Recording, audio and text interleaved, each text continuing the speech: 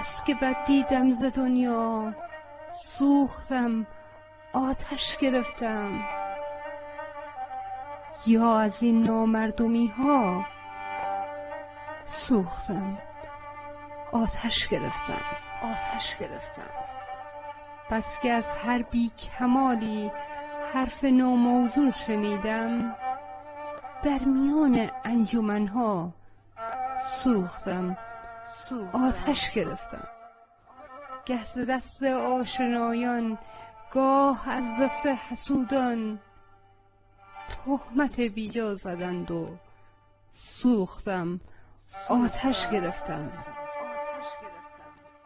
لذتی هرگز نبردم من ز دوران جوانی، باز دارم درد دلها سوختم آتش گرفتم.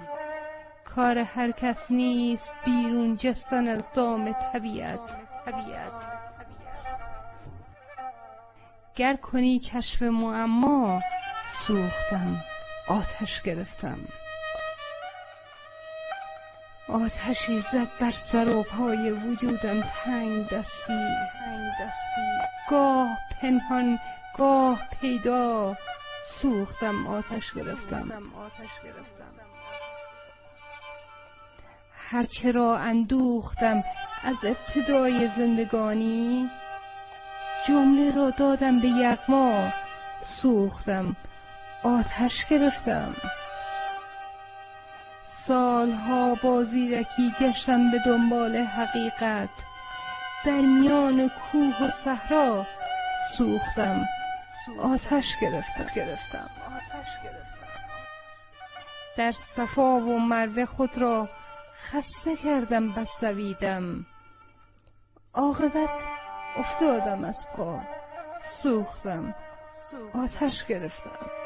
خسته شد روحم ز تکرار سخن، اما چه حاصل؟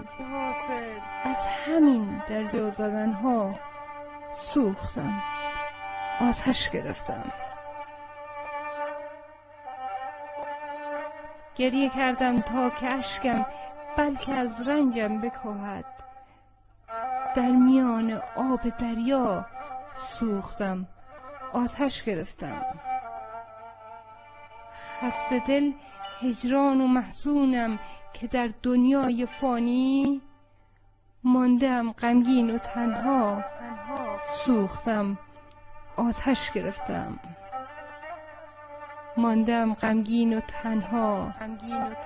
سوختم آتش گرفتم.